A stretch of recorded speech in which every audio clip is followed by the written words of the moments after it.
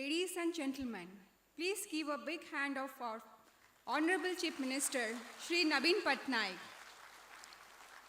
Please put your hands together to welcome to the dash Chief Guest of the inaugural session, Honorable Chief Minister of Odisha, Shri Nabin Patnaik.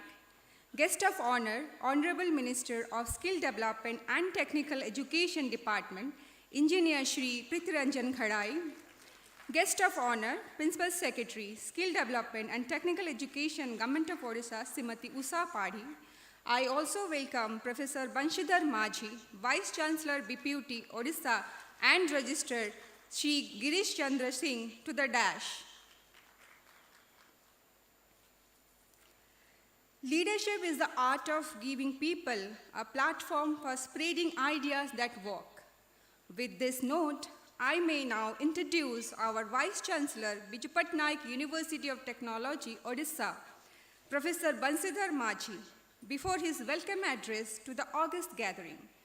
Professor Banshidhar Majhi, Professor in Computer Science and Engineering, NIT Rourkela. Presently, he is Vice Chancellor of BPUT Burla, and currently he is also in charge of Biju Patnaik University of Technology, Odisha as Vice Chancellor. Professor Majhi has guided 21 PhD scholars. For his outstanding contribution in engineering and technology, Government of Odisha has conferred on him Saman Chandrasekhar Award in the year 2016. Professor Majhi put his best effort whatever he does and believe in terminology, effort never fails.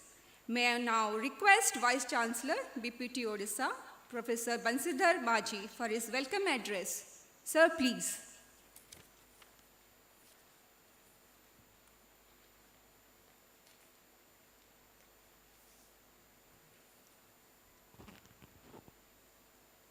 Honorable Chief Minister of Odisha,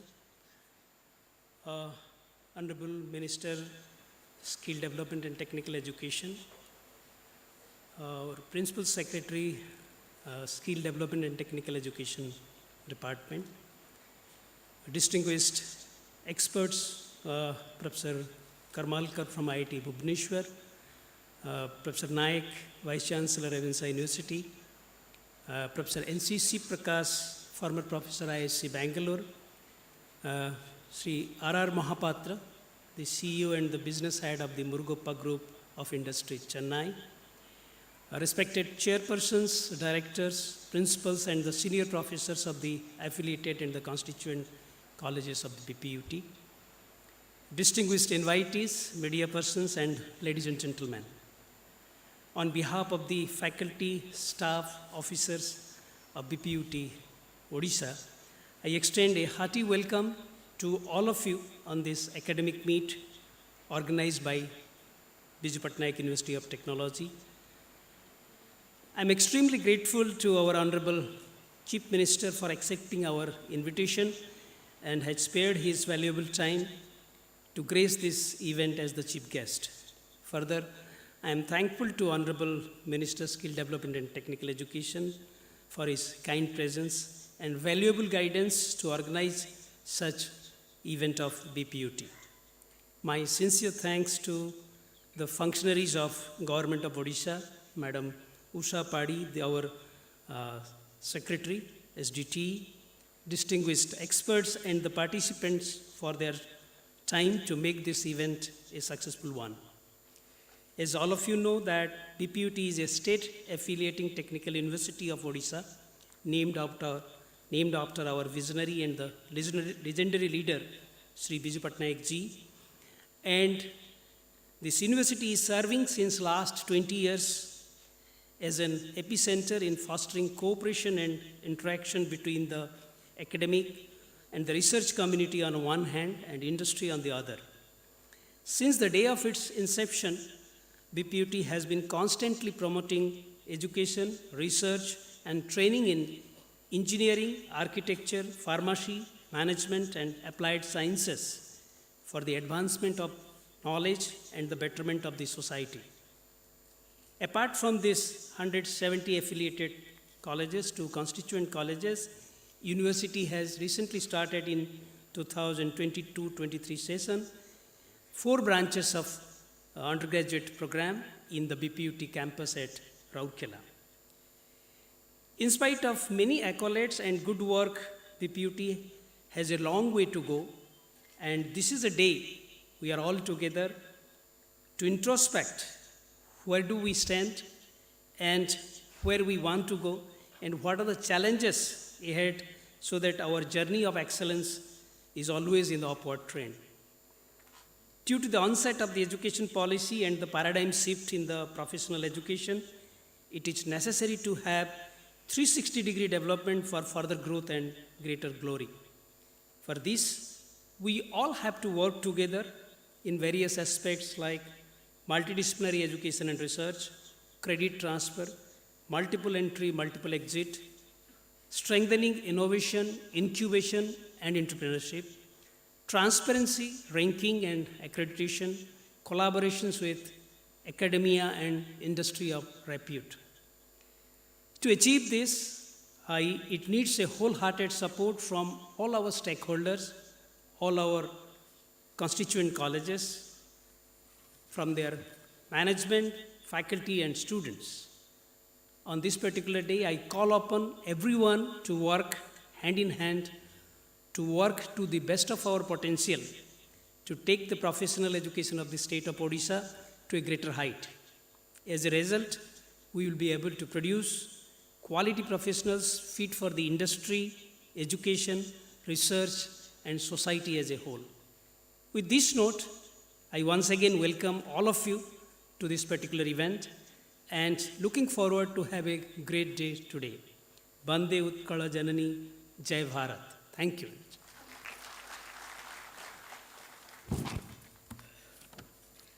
Thank you, sir, for your welcome address. We have also invited Guest of Honor Chief Secretary of Government of Odisha, Shri Suresh Chandra Mahapatra, Guest of Honor Principal Secretary, Department of Industry, Government of Odisha, Shri Hemant Sharma. They have not arrived because of their busy schedule. Education must build character, enable learners to be ethical, rational, compassionate, and caring, while at the same time prepare them for gainful, fulfilling employment. I may now invite our guest of honor, Honorable Minister of Skill Development and Technical Education Department, Engineer Shri Prithviranjan Ghadai, a young dynamic leader, for his address to our August gathering. Sir, please.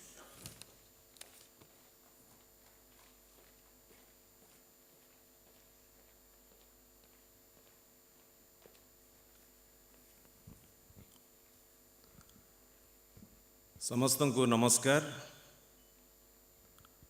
Today present over here is Honorable Chief Minister, Sri Naveen Patnaik sir.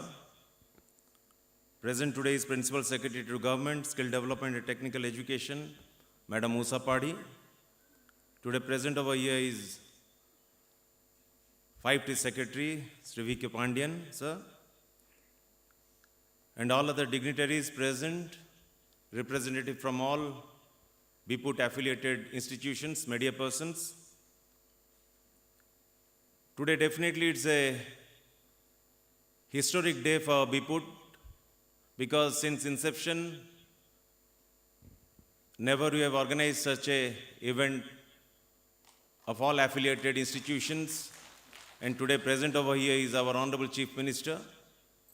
Under his blessings, it is my pleasure today to organize such a rare meet of entrepreneur fraternities, all representatives. Honorable Chief Minister has given me a task to provide quality technical and professional education in Odisha. I'll put my utmost effort to fulfill his dreams.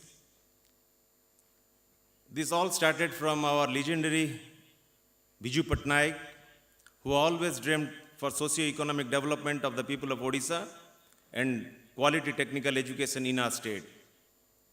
Moving to a step ahead, in the year 2002, our Chief Minister could dream of a technical university, exceptionally for all technical and professional education in the name of our legendary leader, Biju Patnaik, as Biju Patnaik University of Technology.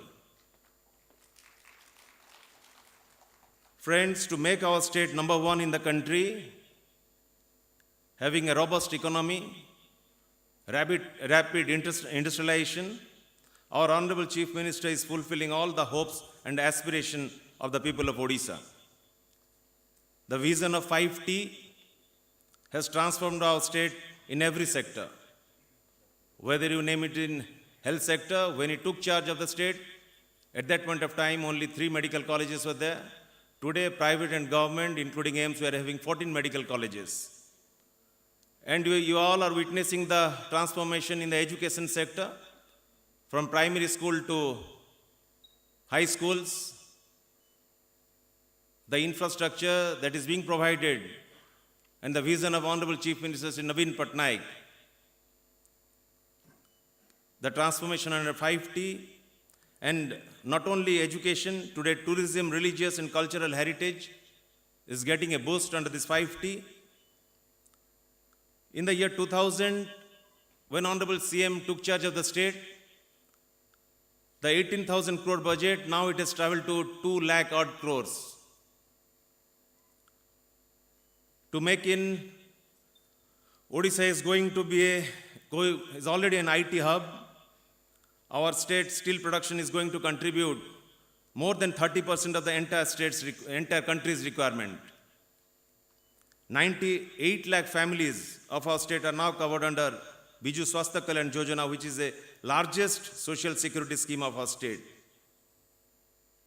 Friends, today, you all will be witnessing, entire globe, entire sports community will be witnessing of the entire globe. 13th January, for the second time, hockey world is going to be in a bigger way. So definitely it's a pride for our state. Not only this, recently concluded the Make in Odisha Conclave 2022, which is the flagship investor summit of the government of Odisha, has generated investment intents of rupees 10,50,000 crores with an employment potential for more than 10 lakh youth. Friends, I would like to request you to give a big round of applause. Please stand up and give a big round of applause for my Chief Minister, Honorable Sri Naveen Patnaik. This is the achievement of our relentless effort of our Chief Minister. Thank you. Please sit down. Thank you for this thundering ovation. All-round progress of our state is possible due to the stable government, pioneering and vibrant leadership of Sri Naveen Patnaik. I assure to all participants that Honorable Chief Minister is always with you for betterment of technical and professional education under the leadership of our esteemed Chief Minister Sri Naveen Patnaik. Today, I earnestly request all the entrepreneurs of Odisha present over here to come forward and join hands to cater best of technical and professional education so as to make Odisha the technical hub of the country. I appeal to my dear friends associated with this department that state government is always with you to bring a transformation in technical and professional education in Odisha. I hope this August brainstorming session will breed in many innovative ideas to take our technical and professional education system to greater heights further. Thanks. Bande Utkal Janani.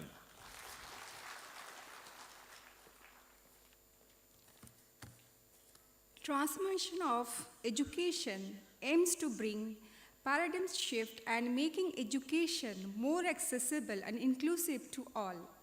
We are extremely grateful to you, sir, for your insightful address. Thank you, sir. We are extremely honored to have our Honorable Chief Minister, Shri Naveen Patnaik, as our chief guest, who needs no introduction. The clap must go on, as he has become the synonym for good governance in the entire globe. We are all excited to listen to our chief guest, Honorable Chief Minister of Odisha, Shri Naveen Patnaik, and I request him to address the gathering. Sir, please.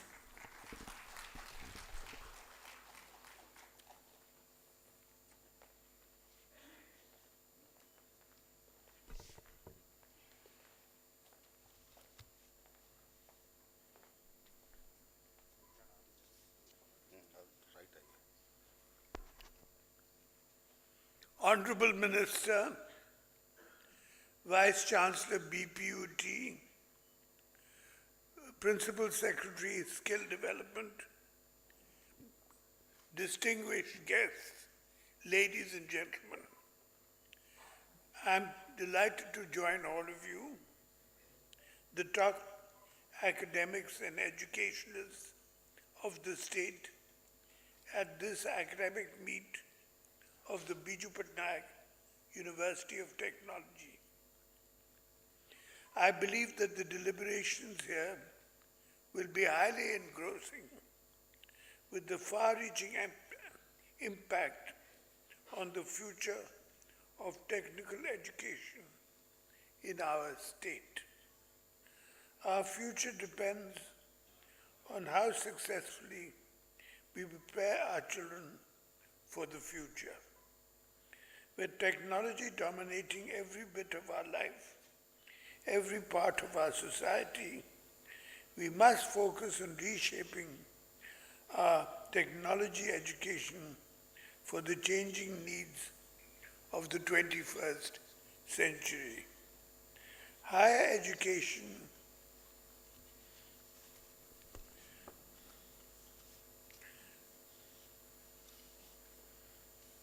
critical for societal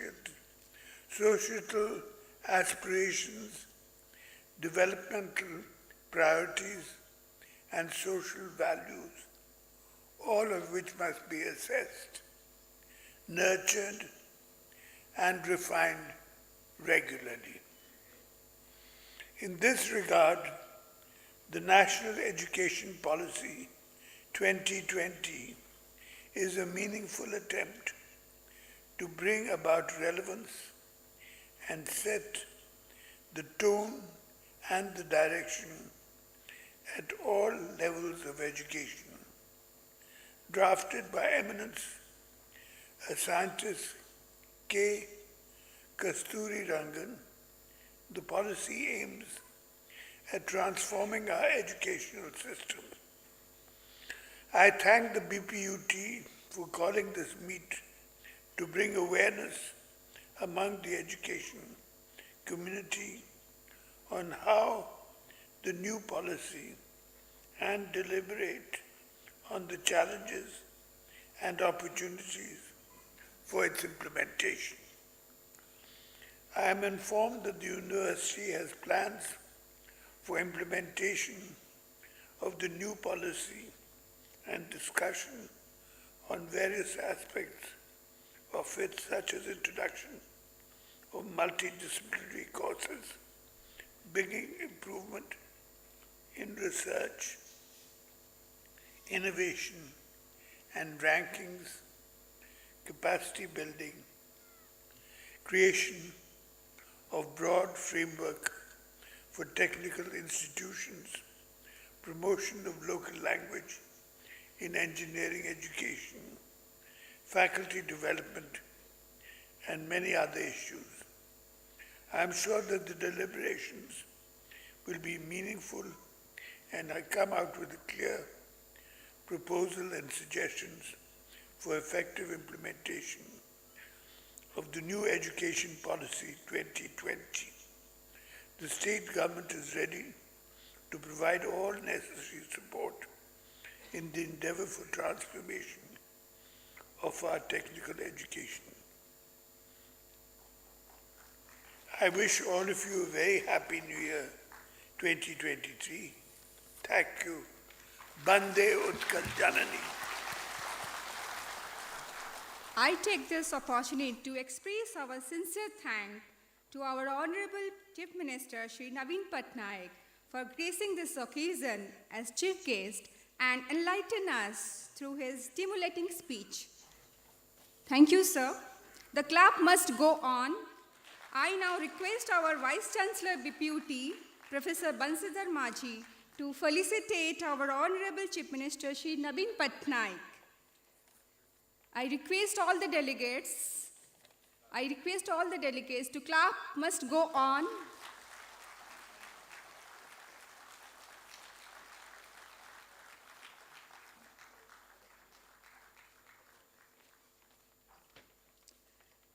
Now I request registered BPUT Shri Girish Chandra Singh to propose vote of thanks. Sir, please.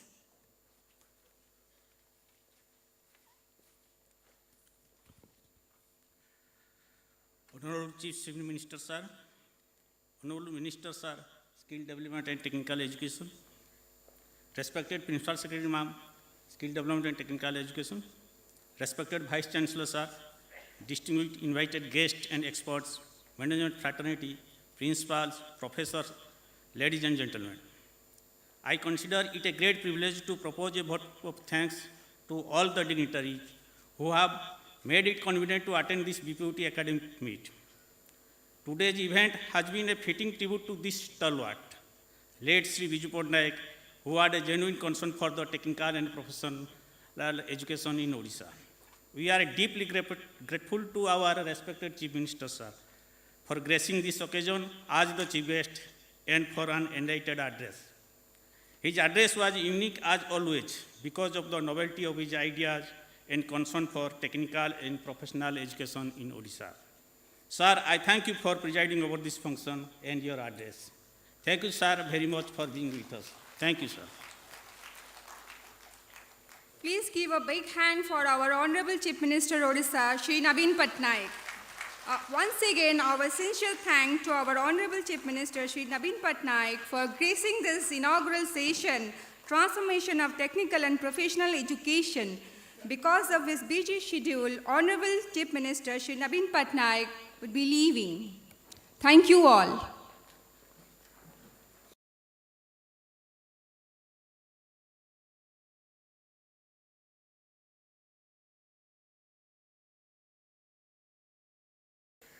Re-establishes teachers at all levels as the most respected and essential members of our society because they truly shape our next generation of citizens in the light of transformation of technical and professional education.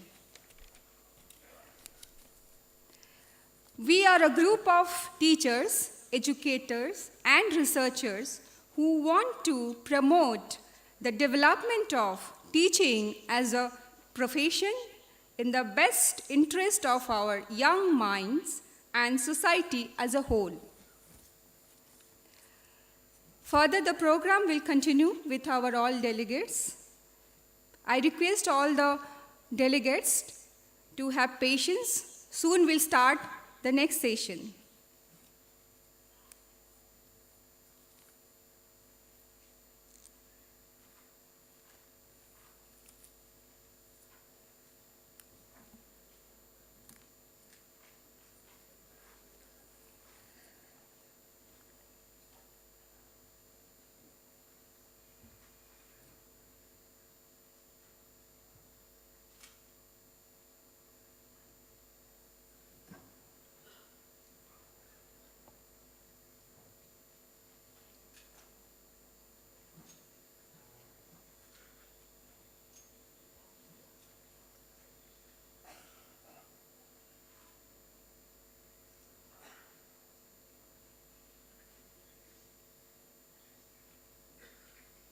I request all the dignitaries to be seated.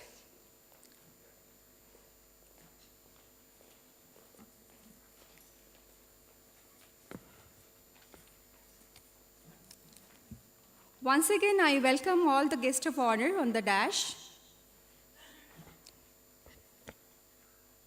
She is the first women Director General of Bureau of Civil Aviation on Security. She has taken the country's aviation sector in viable high. The clap must go on. She has played a pivotal role in the scheme UDAN. I may now invite our guest of honor, Principal Secretary, Skill Development and Technical Education Department, Government of Odisha, Srimati Usha Padi, for her address. Ma'am, please.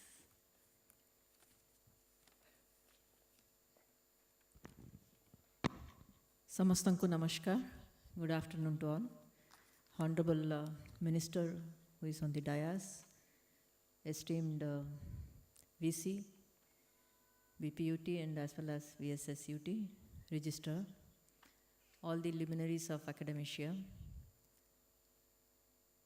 and representatives from various colleges who are present here.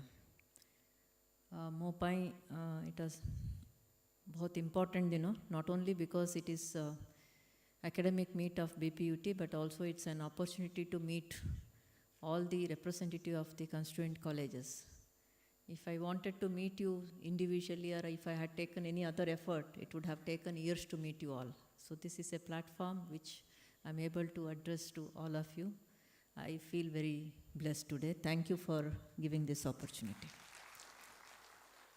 I am new to the department, but it doesn't mean that you are new, or I am new to the Odisha. So we don't have luxury to continue with a long learning curve. You are listening to Honorable Chief Minister, also our Minister. They have already outlined what are the important goal or milestones where we need to reach. I have served in Odisha before going to Government of India in Odisha around 20 years almost, then last 7 years in Government of India. I have a reasonable experience of visiting other state and understanding. Our Honorable Minister has studied in Karnataka. I am from Karnataka, but I am now more an Odia than the Kannadiga.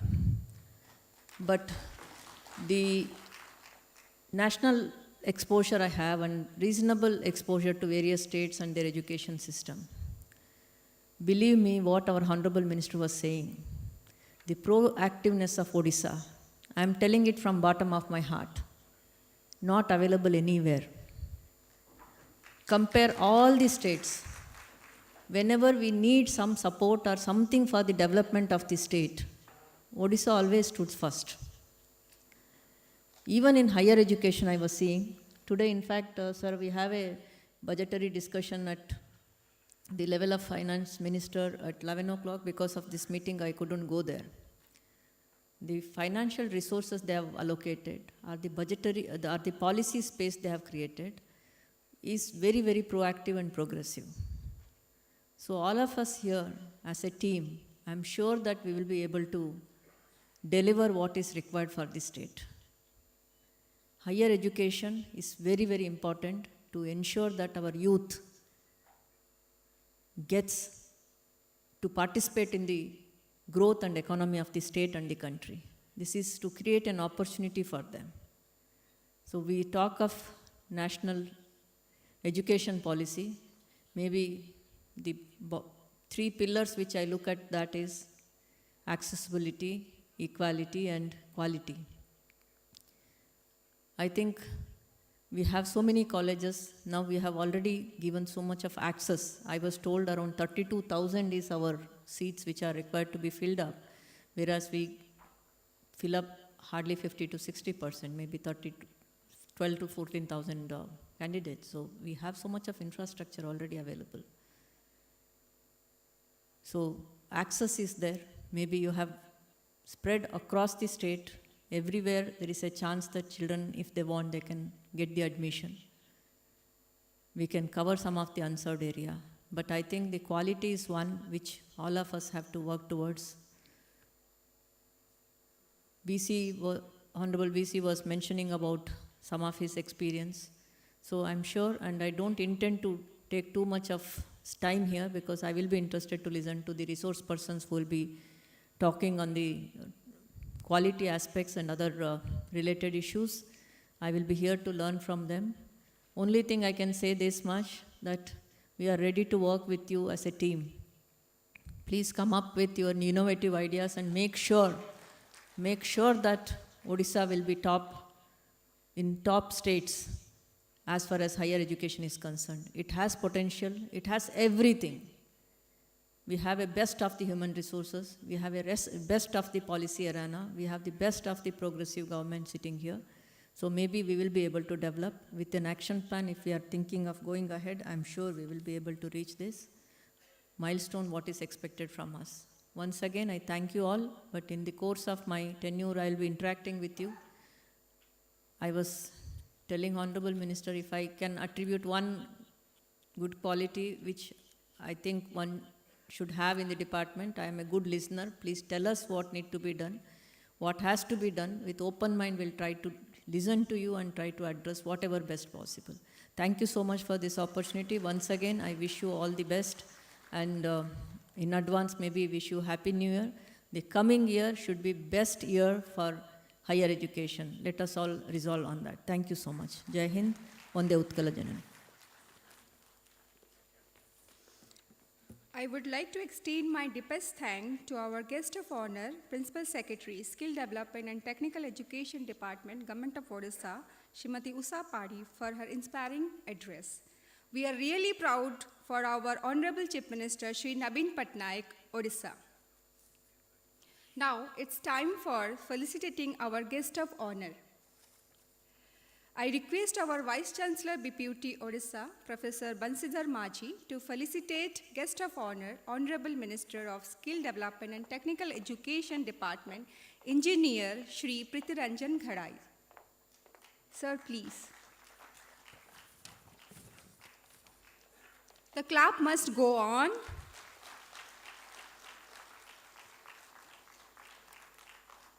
Thank you, sir.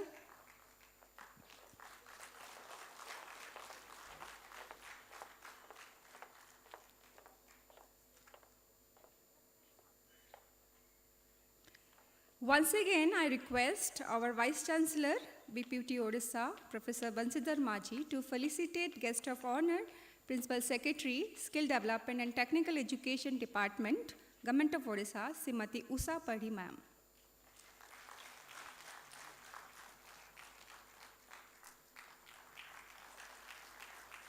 We are really honored to have with you Usha Padhi ma'am in this occasion. Thank you, sir. Thank you all the esteemed guests of our inaugural session, Transformation of Technical and Professional Education. May I now request our Registrar BPUT, Shri Girish Chandra Singh, to deliver the vote of thanks. Sir, please.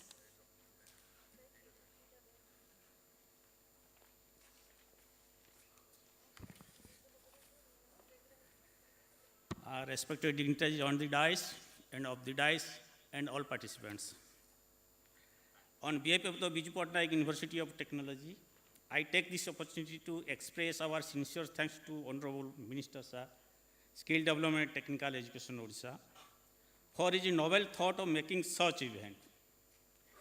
His presence today in this function as guest of honor has immensely enhanced its importance. We are extremely grateful to you, sir, for your insightful address. Thank you, sir, very much.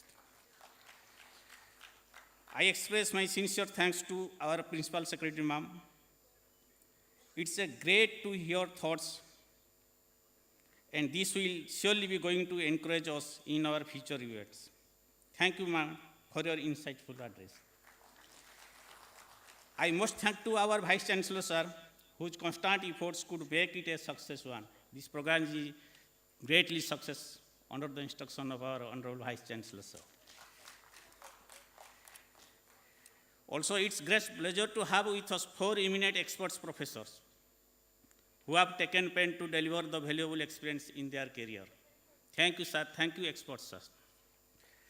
I put on record and express my sincere gratitude to all the chairmen and management person, principals and professors for their constant support and cooperation with BPUT in all affairs.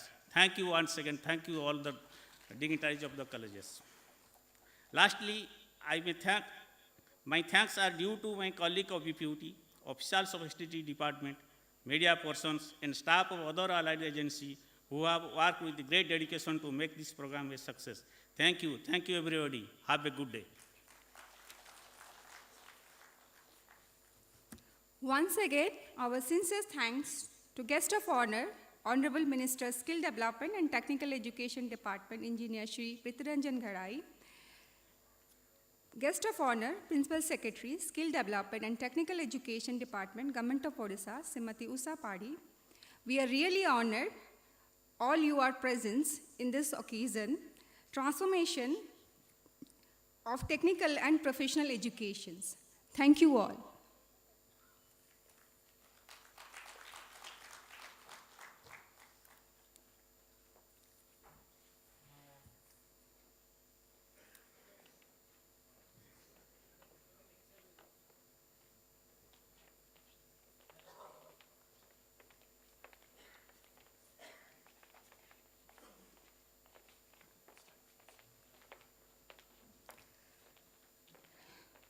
we are going to start our second session, that is expert session of this academic meet of BPUT Odisha. We have invited 4 expert speakers, 3 from academia and 1 from industry, who is a well-known ODIA entrepreneur.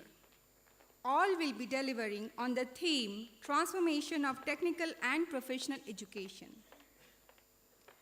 I request our first speaker of this session, Professor Sripat Kalmakar, Director IIT Bhubaneswar, to occupy the chair on the dash.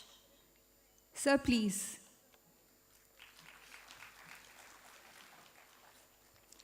I request our volunteers to welcome Professor Sripat Kalmakar, Director IIT Bhubaneswar, with a flower bouquet.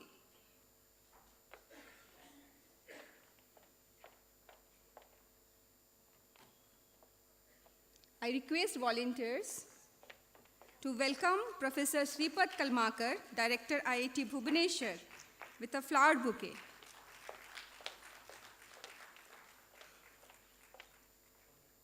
Thank you, sir.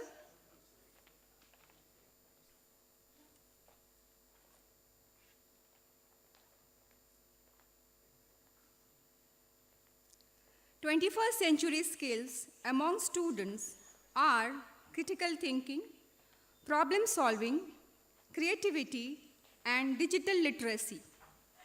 As technological advancement, rapid globalization, and unprecedented development, such as the COVID-19 pandemic, transform the future of work, the existing education models need to be reassessed in keeping with the challenges of the global economy.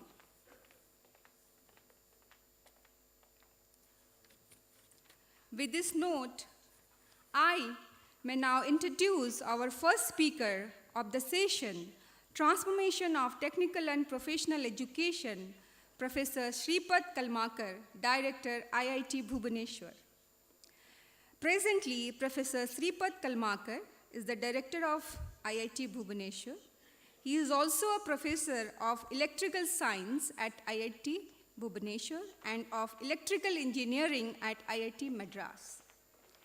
He received the BTech and Accelerated PhD degree in Electrical Engineering from IIT Madras in the year 1983 and 1989 respectively.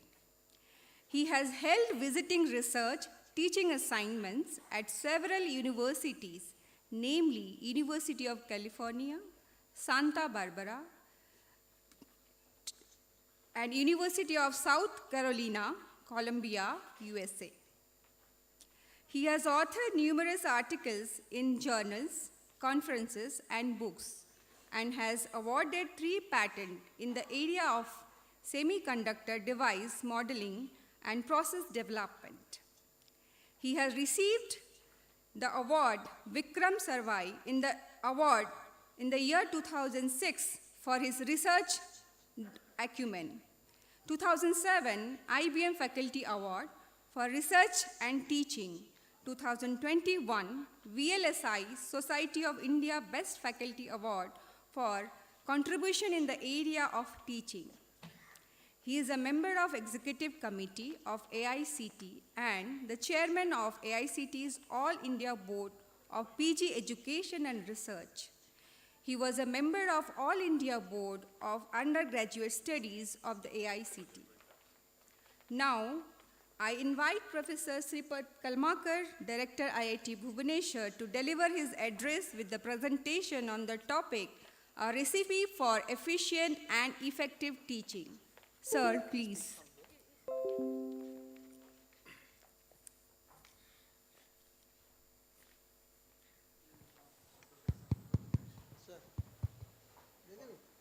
Sir ତ ଅଛନ୍ତି ସେଠି ବସିଠି colour ନାହିଁ sir ଆଚ୍ଛା ତେବେ ଷାଠିଏ ସେଠି ଛିଡ଼ା କହିବେ ହଁ ସେଠି କୁହନ୍ତୁ ସାର୍ ଏଇଠି ନେକ୍ସଟ କଲା ମାନେ ଏଇଠି ଚେଞ୍ଜ ହେଇଯିବ ପଏଣ୍ଟର ଯେଉଁଟା ଅଛି ଠିକ୍ରେ ସେ ଏପଟକୁ ନ ଦେଖିଲେ ସେ କାମ କରୁଛି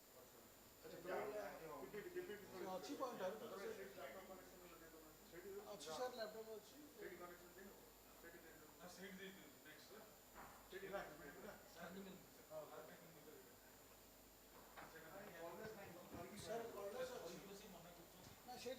ସେ ପୋଡ଼ିୟମ୍ରେ କୁହନ୍ତୁ, ଅସୁବିଧା କ'ଣ ଅଛି? Podium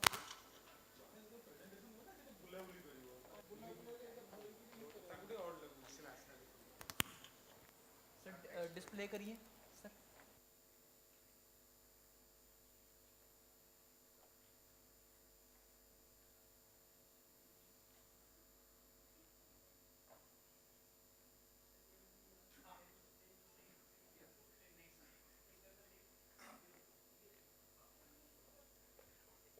Okay.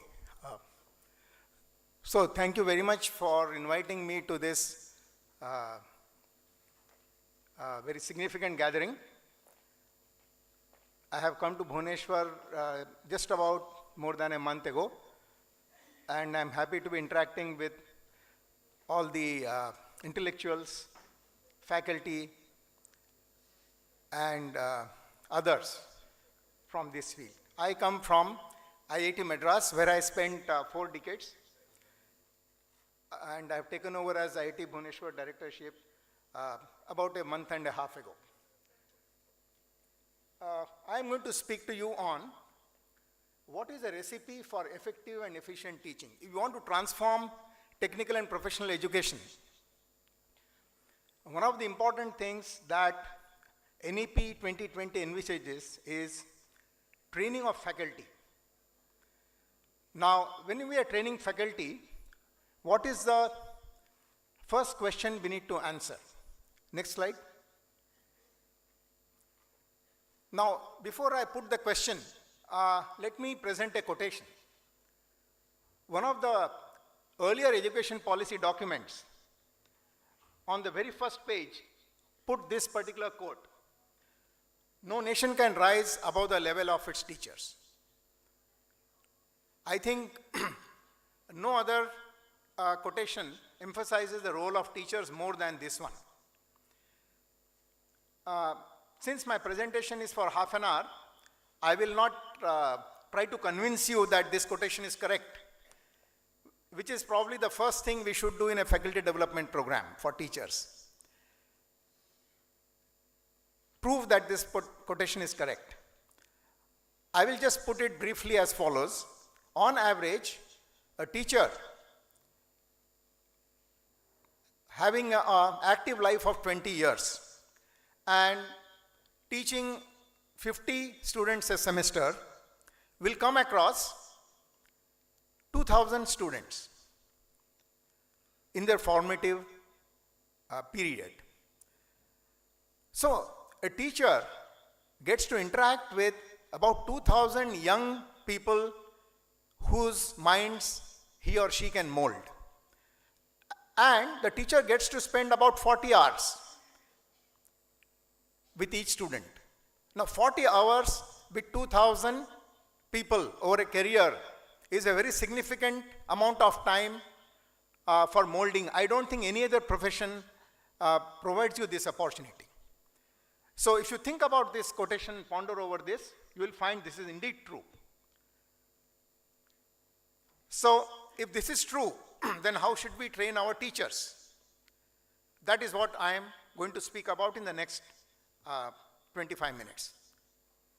So let's try to answer the question, who is a good teacher? Next. Many of us would have come across this quotation. I hear, I forget.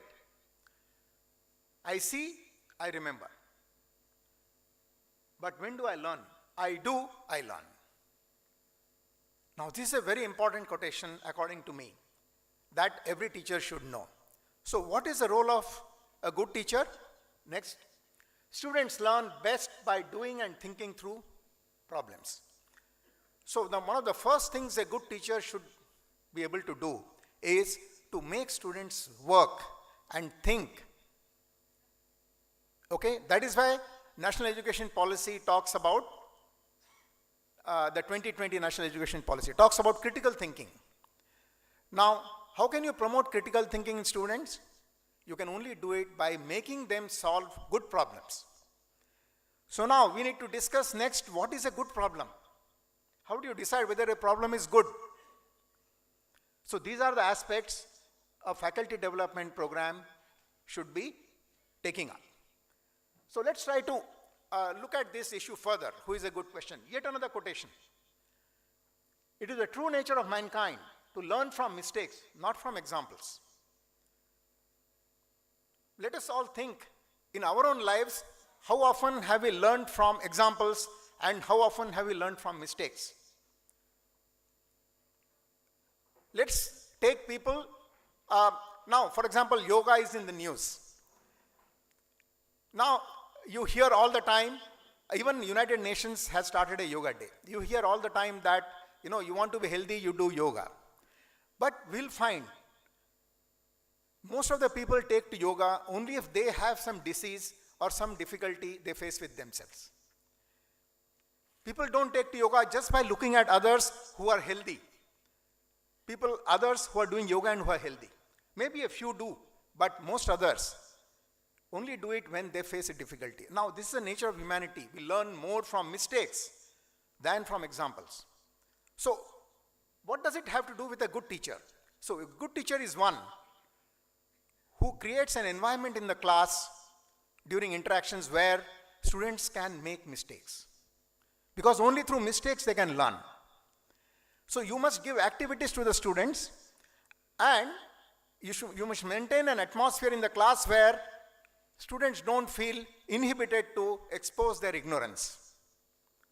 This is a second important attribute of a good teacher. One is setting good problems, posing good problems to the students. Second is creating an atmosphere where students feel free to expose their ignorance or do mistakes. And when we give them feedback on the mistakes, then they learn. Next. So let me summarize. A teacher prepares students for life. All life is problem solving.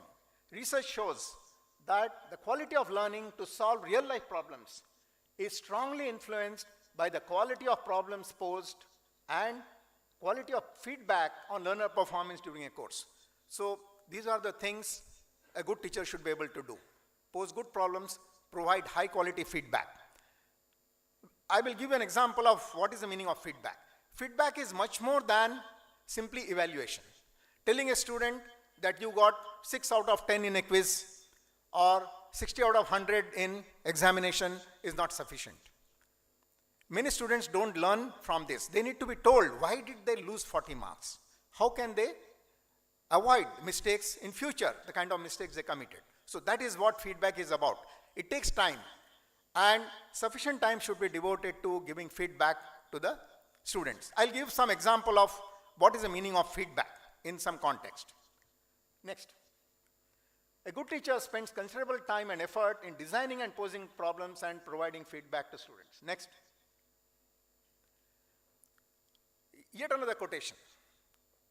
Who is a good teacher? Aurobindo has said, education is not about learning diverse subjects. Education is not about learning diverse subjects. It is about learning diverse ways to the same subject. It's a very profound statement. National Education Policy 2020 talks about creativity. What is creativity? It is an ability to think about multiple approaches to a problem. Okay? So it is about learning diverse ways to the same subject. To give an example, if a teacher is, a mathematics teacher is teaching theorems, and you have a certain amount of time in which you are supposed to teach, and the goal is to develop critical thinking. This no teacher should lose sight of. Whether you are a maths teacher, an English teacher, or teaching material science, developing critical thinking is common. It is subject independent. So within the given time, if you have chance, instead of teaching 20 theorems, you will probably develop better thinking in students if you teach 10 theorems, but for each theorem you teach 2 proofs, 2 different proofs. Now, this is one aspect that I feel we as teachers have not given sufficient thought to. There is a book which says it is 100 proofs of Pythagoras theorem, 100 different proofs of Pythagoras theorem. Often what we do is we try to cover a syllabus And therefore, in the process, we try to restrict our explanations to just maybe one point of view, because I want to cover more. As a well-known pedagogist said, the goal of a teacher is to not to cover, but to uncover at least a small part of something. So, multiple ways of doing the same thing. A good teacher must spend time on that in the class.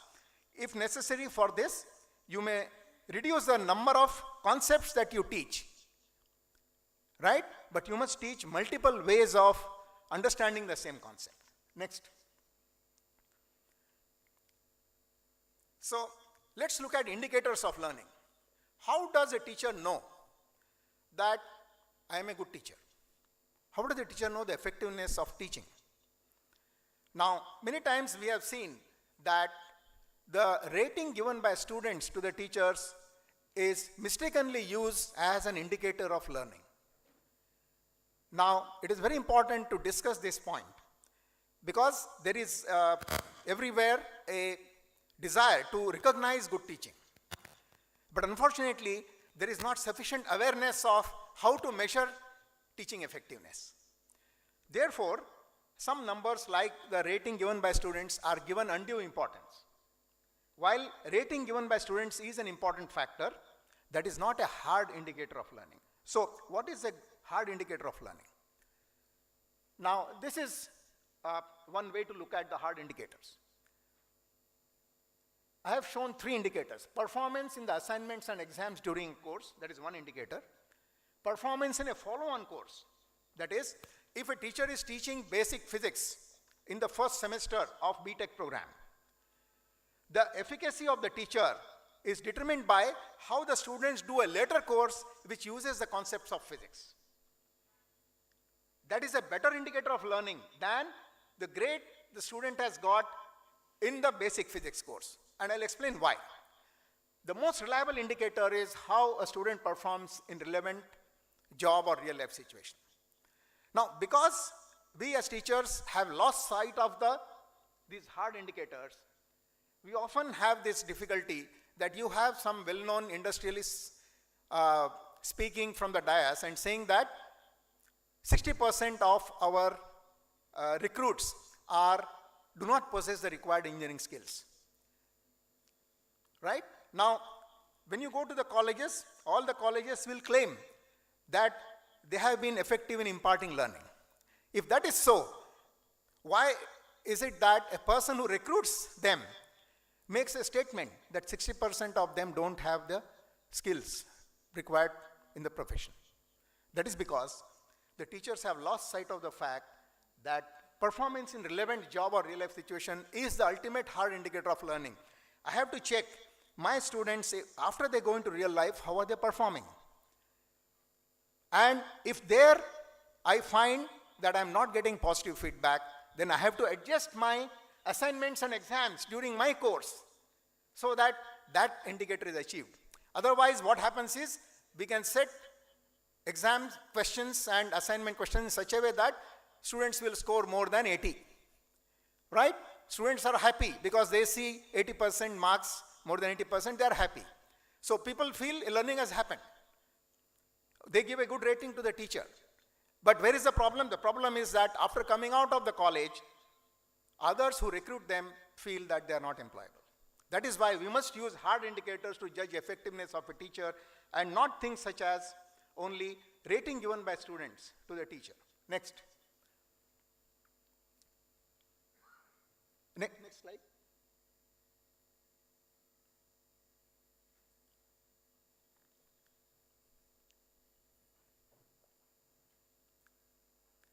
So now, let me put all these ideas together and give you a document, I suggest you a document that can give reliable indicator of the teaching effectiveness. It is called Teacher Portfolio.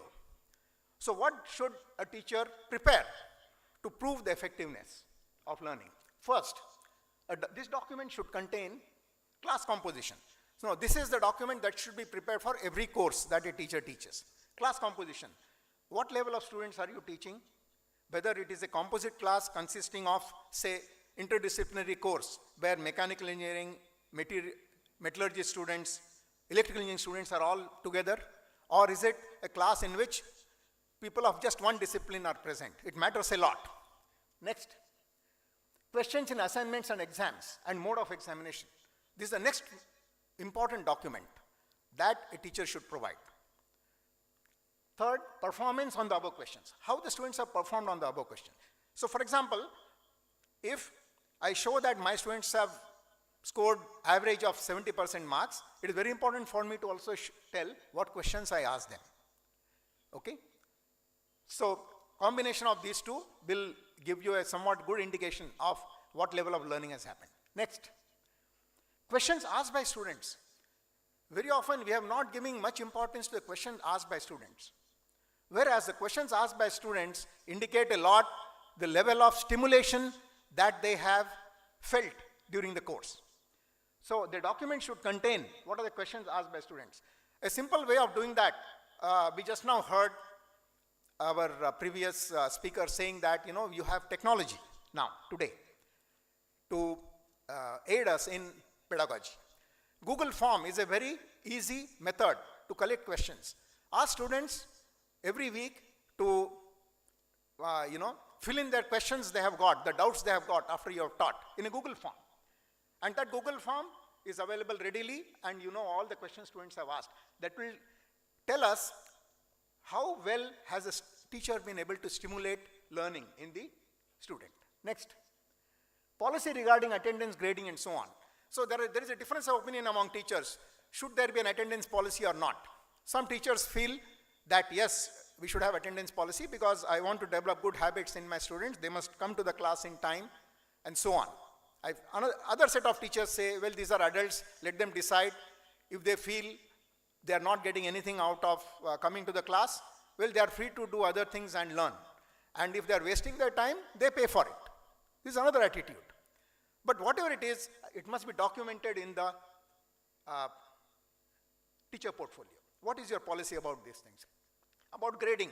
Some teachers say, I only give exceptional grades to students once in a while.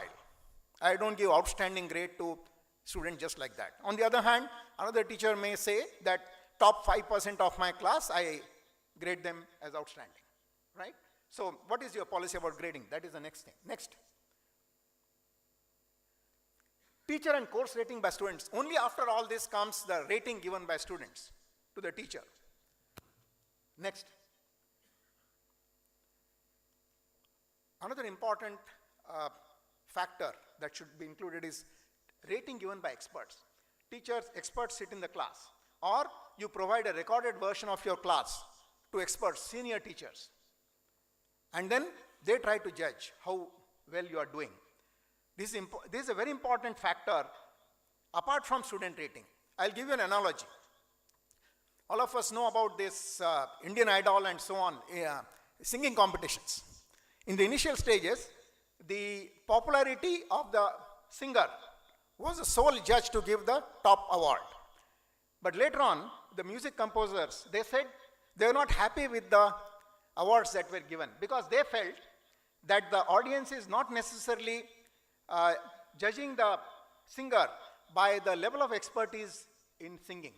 And it is the duty of the composers to create taste among audience for good music. So they felt the expert opinion should also be factored. Sometimes the audience opinion may not match with the expert opinion. Audience is average level of knowledge about music. They have taste for music, but average level. So that is why you must combine expert opinion with student feedback. Next. And if available, the document should contain performance of students in the follow-on course and performance of students in real life. So a teacher who is teaching basic physics in first level should tell what grades my students got. In a later course, we used all these concepts of physics. For example, thermodynamics, a course like thermodynamics in mechanical engineering. It uses all the concepts of physics which are taught earlier. So if you show that all these concepts were used in this other course and the students did very well later, that's a very good indicator of your effectiveness. Okay. So I have indicated here what are the hard indicators of learning and what are the soft indicators. Okay. is there a clock here? I know how much time it is.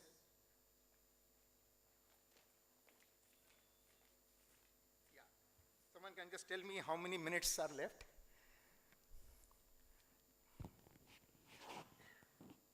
So now let me touch upon the, are you going to tell me how long? 15 minutes more, sir. How much? 15 minutes. 1-5. 1-5. Okay, thank you. Now let's talk about the importance of feedback and how to give feedback. I'm just going to give an example. Next. Now here is I conduct faculty development programs, or rather I conducted, because I was head of the Teaching Learning Center of IIT Madras. So one of the places where I conducted the program, I discussed about how to prepare a good problem set and all these things, right? And one of the teachers took it all very seriously and tried to design problems like that. And this is an email that he has sent after he did this effort. Okay? I will give you a few seconds to read this email.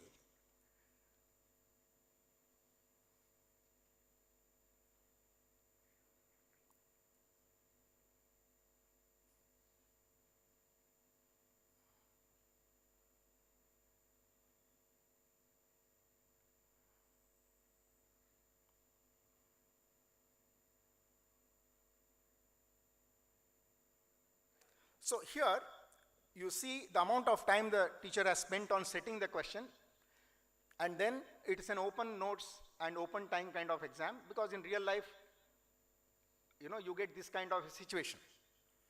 Now, unfortunately what happened is, after some time, he sent another email and said that students have given him a lower rating than earlier. After he has put in so much effort in preparing good questions and so on, the feedback given by students was lower.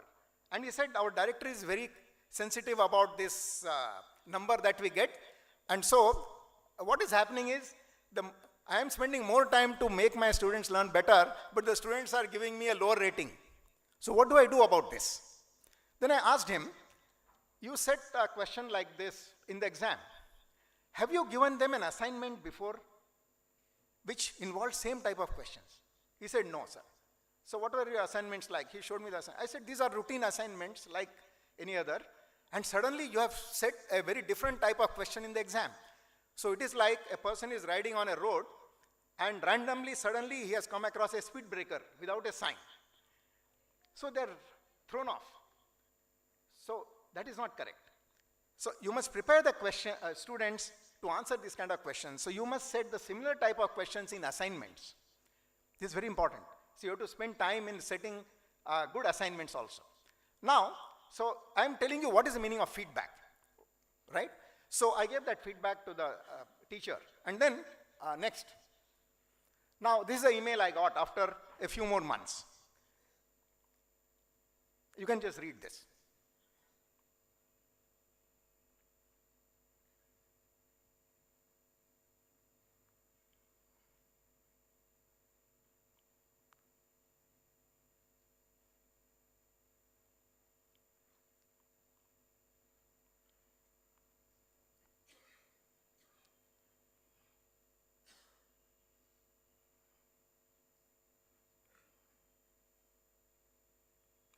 So the point I'm trying to say about feedback is, one is, as far as possible, it has to be individual. So a person is performing an activity and then facing difficulties, you have to tell, why the person is facing difficulties, how we can avoid the difficulties. Now, teachers might ask, well, I have a class of 100 students. How can I give individual feedback to 100 students? So it's a practical challenge. So the way to get around this is, I may not be able to give feedback to each of the 100 students, but I can identify students which represent the composition of the class. For example, you pick 3 students who are getting widely different answers to a question. Ask them to put their answers on the board. And then you discuss why these 3 different answers have arisen for the same question. Okay? So that is a way you can cover a wider range of varieties of students. Because one of the important things research on pedagogy shows is that there is a diversity of learning styles and depths of learning among students. So learner diversity is one of the things that every good teacher should be able to manage. Next. So here is some format I want to suggest to the teachers, which they can use to get feedback from students to their own teaching. So on, please, before this. Yeah. So it is like, it is sharing a slip, maybe 1/4 of an A4 size paper. One side of the sheet, they must write what I liked most about this course or teacher. Okay? And they can also include a rating at the end, but the descriptive feedback is more important, not the rating. Next. On the other side of the slip, they can say my suggestions for improving this course or teacher. Now, this kind of slip you can share with the students maybe a month into your course, after you have conducted at least one assignment and one quiz, so that the students have got some idea of what is going to be your style of teaching and so on. And you can use this kind of a slip then to improve matters for the students. So I'm talking about giving feedback to the students on their learning, taking feedback from the students on your teaching. So feedback is a very important method of improving matters. Next. We'll skip this. Yeah, let's skip this. Yes. Now, let me give you another example of feedback. Supposing I want to develop communication skill among students. So one approach is to give them a lecture on what is the importance of good communication and how to prepare slides well and so on. And then expect the students to put this into practice. But actually, we know this way communication skills don't develop, right? A better approach is to ask them to do some activity and give them feedback. So let me tell you a method of doing this. Next. So here is a way of doing this, developing communication skills among students. So you choose 10 students. So in this particular experiment, 10 research scholars who were in final year of research were chosen. So in a department, right? I'm talking about department-wise this is done. And these 10 scholars are from different areas. And they are told that they have to give an 18-minute talk. So what kind of a talk? TED Talk. So let them watch some TED Talks available on YouTube. First step. Next, they are given a clear guideline. What is the meaning of good communication? They are told you can claim to have understood and communicated an idea well only if you can explain it to your grandmother. So many times people are not aware, you should be a good communicator, but what is the meaning of good communication? If you can tell in very clear and short form, then the goal is very precise in front of a student. That's very important, that a good teacher should tell the goal very precisely and a way in which the student can understand. So if you tell this is the goal of your communication, you must tell your research contribution to your grandmother. So what is, the grandmother is used as a figurative term, a non-specialist. If you can communicate your research contribution to a non-specialist, then you can claim to be a good communicator. So this is the goal. Now next, how to achieve the goal? So what we do is, you ask the students to come up with their presentations, 18-minute talk. So 18 slides, on average 1 slide per minute. Divide the talk into 3 parts. Title slide or title, then introduction and conclusion, this is the second part, and the main body of the talk.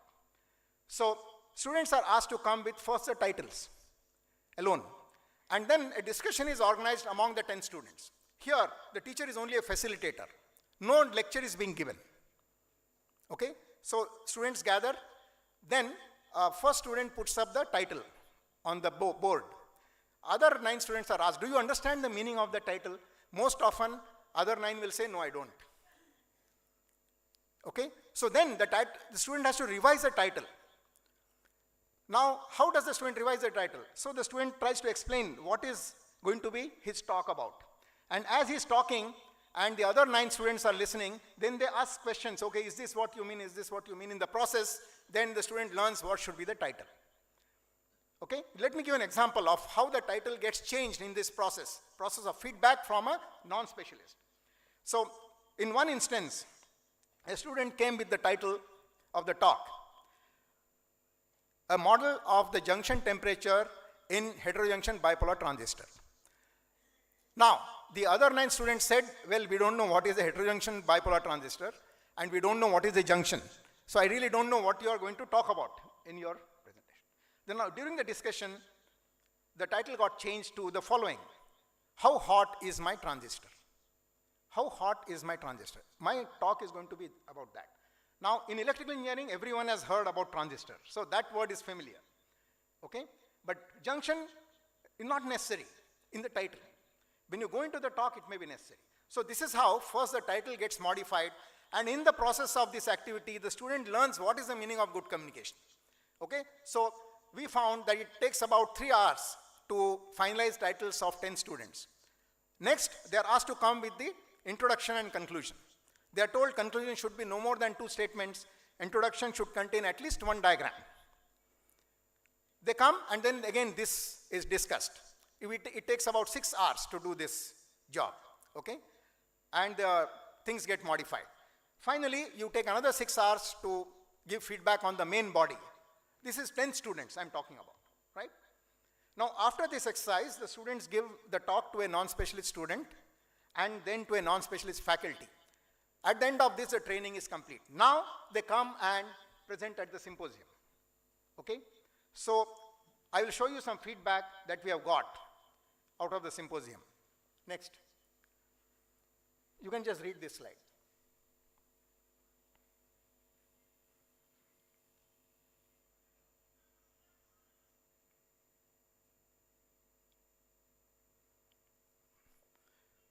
Okay, so I have just shown one. There were multiple such feedback that we got. So many, in fact, research guides were surprised that their own students, who they believed can't do good presentations, did such good presentations. So the key idea here is moving away from thinking that a good lecture is a good method of imparting learning. Modern pedagogy says lecture is not the best method of imparting learning. Activity feedback. This is the better approach. So a good teacher has to design activities and give feedback, and that is the way you develop the level of skill. Next.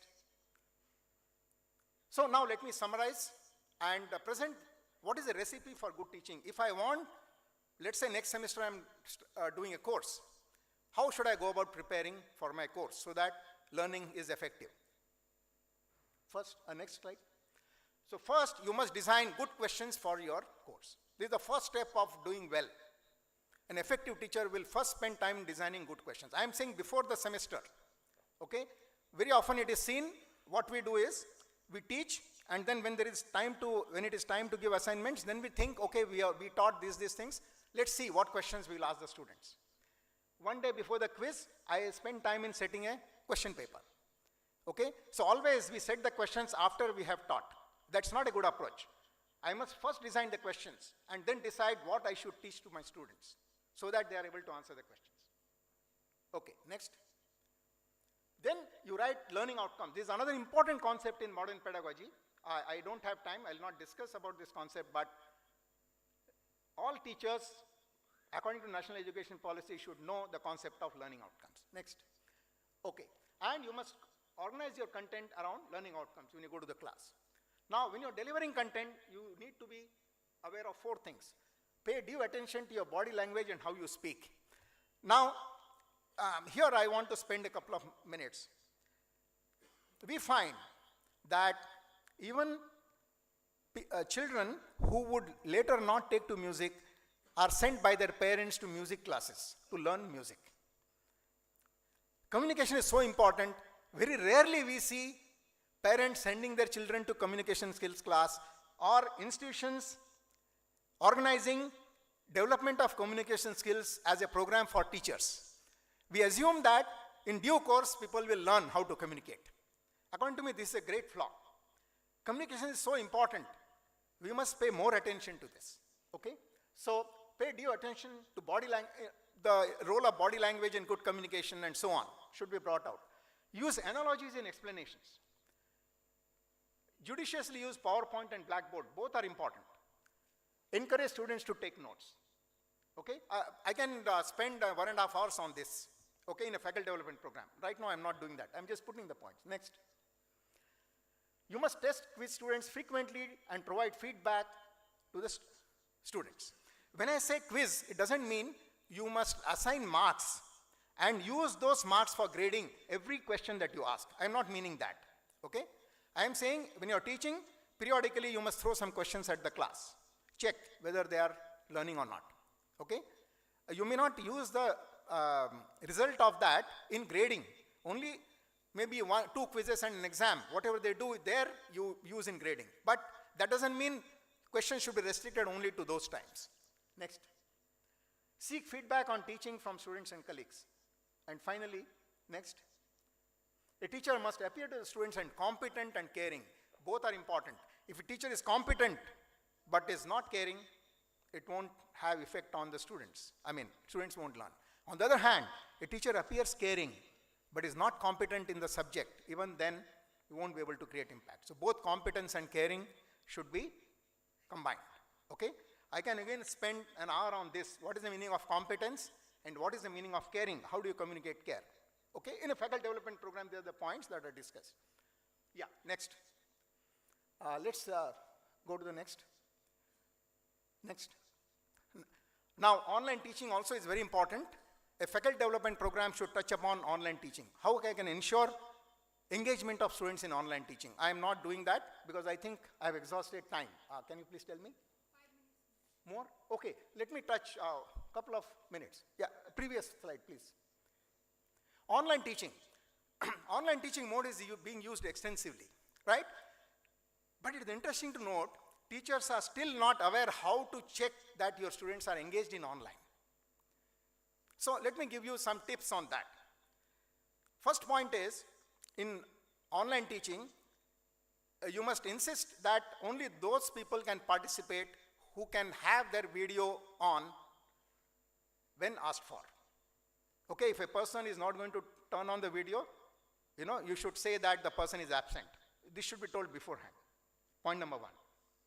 Point number 2, how can I ask every student to turn on the video in a class? Because if all 100 students turn on their videos, we have a bandwidth problem. So the way to deal with this as follows.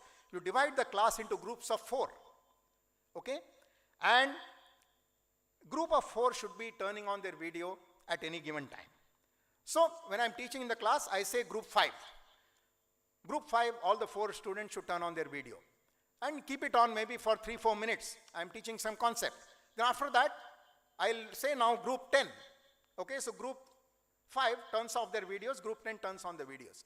This is how you have to periodically keep people engaged. This is one point, one very important point. Dividing people into groups. Okay? And then asking them to turn on their videos in. Second thing is we have to periodically ask questions, which I have already said even in a in-person class that you have to do. Even here, we should do the same thing. Third thing I have said, you can use a Google form where you can ask students to deposit their doubts. Okay, this is important. Fourth thing, another way of this thing, and you must tell that I'm going to give marks for the quality of questions. Fourth very important thing, students should take notes in the class. I have told this earlier also.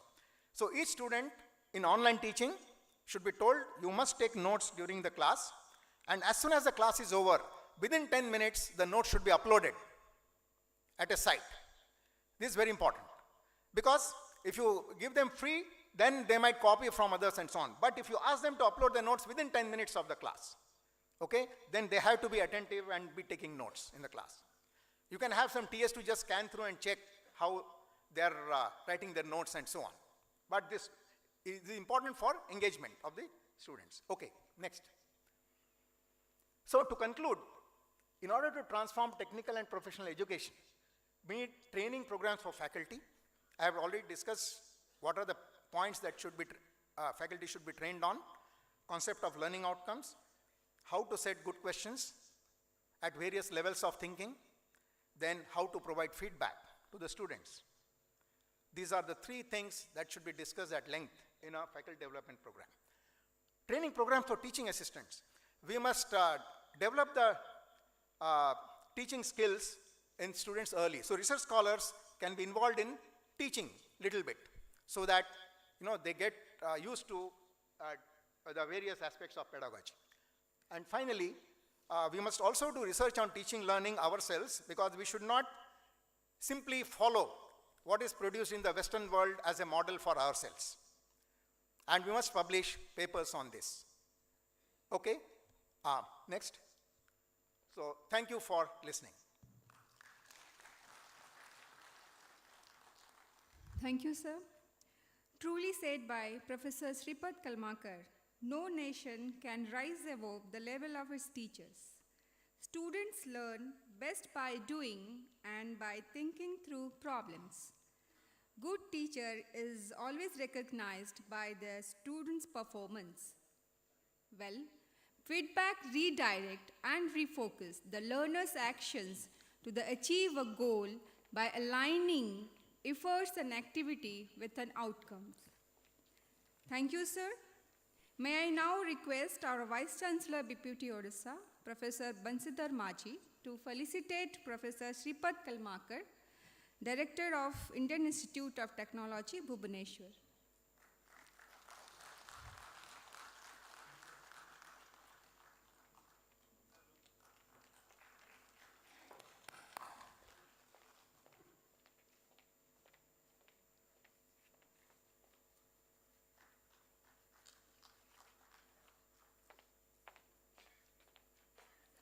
Thank you, sir. I request our second speaker of the session, Professor N.C. Sibaprakash, former Professor ISC Bangalore, to occupy the chair on the dash. Also, I request our Vice Chancellor BPUT to welcome Professor N.C. Sibaprakash with a flower bouquet. Sir, with due regards, sir, I am one of the participants, Honorable Vice Chancellor, sir. May I tell you one thing, that while we are organizing such presentation, we should also have 2 minutes question answer session also. Yes, after all the expert session, then we will take off. Thank you so much.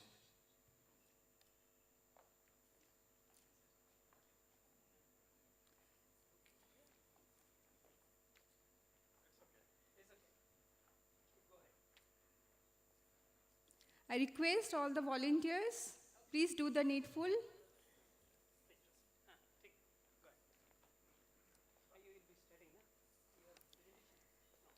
I may now introduce our second speaker of the session, Professor N.C. Sibaprakash, former Professor IISc Bangalore, currently Professor N.C. Sibaprakash, Adjunct Professor NIT Meghalaya, Shillong. He did his bachelor and master degree in the year of 1976 and 1978 from Mysore University.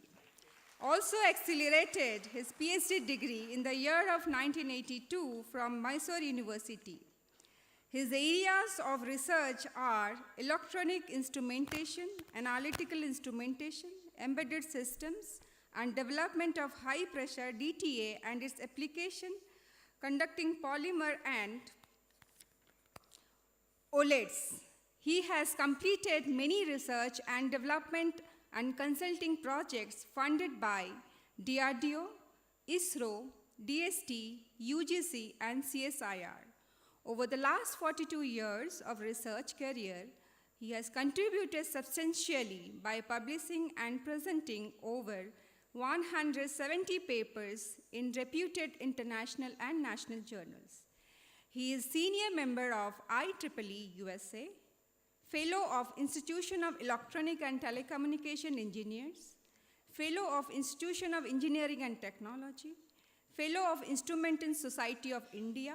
He has master examination with I rank and got 5 gold medals, and also recipient of Young Scientist Award in the year of 1983 of the Karnataka Association for Advancement of Science. May I now invite Professor N.C. Sibaprakash, former Professor IISc Bangalore, to deliver his presentation on the topic opportunities and challenges in the implementation of NEP 2020. Sir, please. Thank you.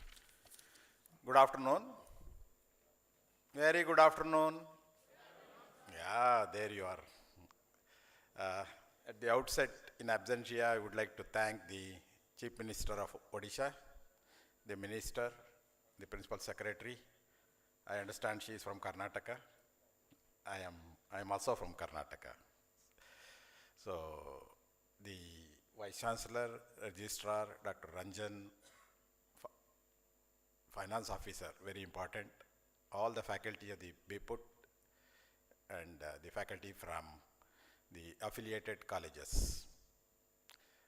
And I am grateful to all of you to be part of this. And I think I must say this is one of the best conclave arranged by any state in India. The credit goes to Odisha. I have seen Odisha, anyway, now they call Odisha. For many years, I think lot of transformation have taken place. Be it in social, economical, political, anything that you name, I think the best example that one could give is Odisha. So maybe the credit all goes to Biju Patnaik ji. And fittingly, they have named the technological university in his name, BPUT, Biju Patnaik Technological University. So my association with BPUT is through TechU.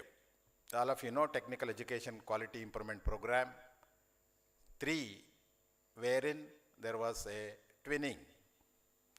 I happened to be the mentor for Visheshwaraya Technical University, Karnataka, and in turn, being a mentor there, I was also mentoring the Biju Patnaik Technical University.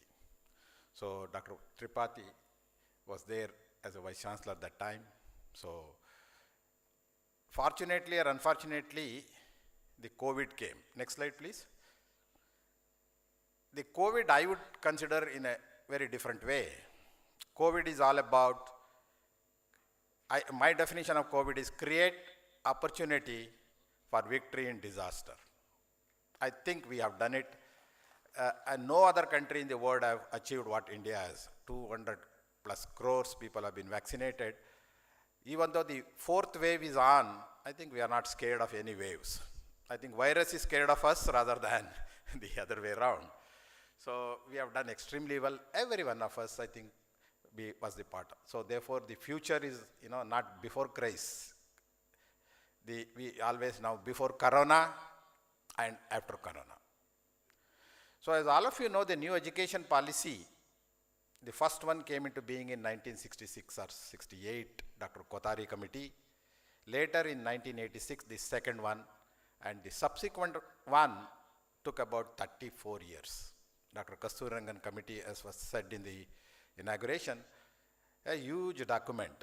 India is a big country, huge population, and 35 crore students are studying from LKG to PhD, which is I don't think anybody can compete with us. So the unfortunate part of the whole thing is the faculty. We have only roughly a crore or 1.1 crore for 35. The ratio of the faculty and student is bothering us. I think I'm sure that the way we are moving forward, we will have a good number of teachers. Next slide. Having said that, the education, today in the newspaper you must have read COVID wave 4.0, 1.0, 2.0, 3.0, 4.0. Synonymous with that is the education also. Education started way back, which was only lecturing and memorization. But later internet came into being, as all of you know, has changed the whole thing. Open source were available. But the remarkable things that happened was in the education 3.0, where we all decided that education should lead to knowledge. But perhaps you agree with me, today knowledge alone will not take us anywhere. So therefore, the education should be innovative. So the way technical education, innovation is all about knowledge, skill, and attitude. So this is what is all about the outcome-based education speaks. What learner knows is more important than the teacher. So it's more about student-centric. Next slide, please. So the way the education has moved, even industry has moved in the same way. So we had, go back in 18th century, we could make only the small gadgets which are either powered by water or steam. This was the industry 1.0. Later, during the Second World War, you can started seeing the railway engines on the track. This was an era of the industry 2.0. But the electronics and information technology has completely changed the whole scenario. So this is where our industry 3.0, everything has become autonomous. Perhaps today we don't have to go to railway station to book a ticket. We don't have to go to bank to draw the money. And in industry 4.0, everything is all about cyber physical system. The IoT, Internet of Things. Internet of Things in agriculture, Internet of Things in pharma, healthcare, name manufacturing, product design, anything you name in engineering, I think we are moving towards that. Can I have the next slide, please? So this is just to put you in the perspective, quality is very important. It was said many, many times. All of you know Sir C.V. Raman, who was the first Nobel laureate of the whole Asia in physics. He said that time about the quality, I quote, students of today are being taught by the teachers of yesterday with the curriculum which is of the day before yesterday. I think that's just not on. This perhaps applicable only in the kitchen. You can prepare your sambar or rasam or the dal, keep it in the fridge. There is another wonderful device next to refrigerator in the kitchen is oven. Every day you heat it up and heat. That's but not so in the education. Next slide. So another great man, as all of you know, Albert Einstein also said about education, which I quote, I never try to teach my students anything. I only try to create an environment where they can learn. I think this is what exactly we will be doing. These are the thoughtful people. 100 years ago, they were all speaking about what we call today as a new national education policy or a new education policy. Next slide. Yeah, this most of you have seen many times. I'm sure that all the teachers should try to be a gifted teacher.